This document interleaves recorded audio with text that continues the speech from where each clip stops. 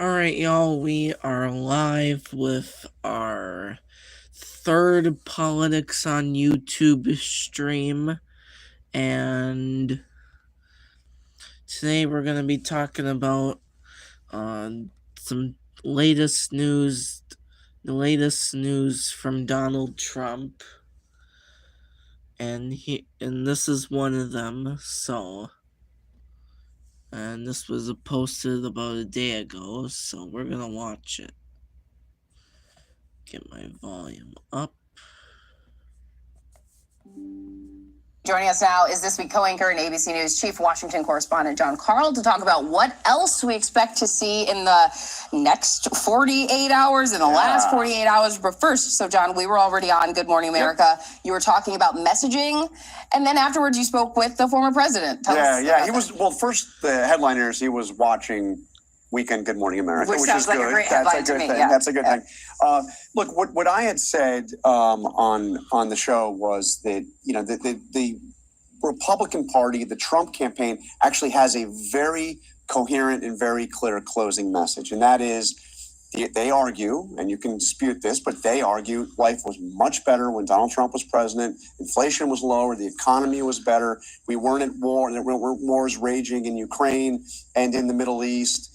Things were better than they are now. It's like, are you better off now than you were 4 years ago, is the closing argument. Trump says that at the beginning of every rally, but then he goes off into, you know, totally different directions, whether it's talking about Liz Cheney should be staring down the barrel, you know, which is 9 rifles. It was just one of those things that when not a lot can just surprise you and shock you. That was truly shocking to me. That was like beyond. That was beyond. And, you know, it's a dark, ominous, divisive message coming from Trump himself that isn't so much what the campaign is trying to do. So I said that, and then I talked to him on the phone, and he took issue. I have a message. I have a great message. And I kind of pushed back a little bit with him and said, well, there's the we. I'm going to watch a different one here. Here's what Trump had to say about new tariffs on Mexico. He says it will be in response to migrants entering the U.S. from the southern border. Take a listen. If they don't stop this onslaught of criminals and drugs coming into our country, I'm going to immediately impose a 25% tariff on everything they send in to the United States of America.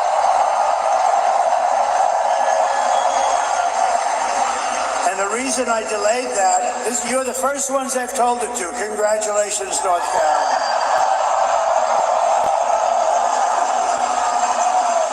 And it's only got a 100% chance of working, because if that doesn't work, I'll make it 50. And if that doesn't work, I'll make it 75 for the tough guys. And I'll make it 100. Then I'll make it 100. And former President Donald Trump saying he will impose tariffs on Mexico if they don't do something about the migrants illegally crossing the southern border there. National political reporter David Weigel joins us now with more. We've heard Trump say he wants to impose tariffs on countries like China. Now he wants to impose tariffs on Mexico. How does this play into his overall message to voters on Election Eve, David? In two ways. One, Trump has not said how he would pay for everything he's proposing in a deficit neutral way.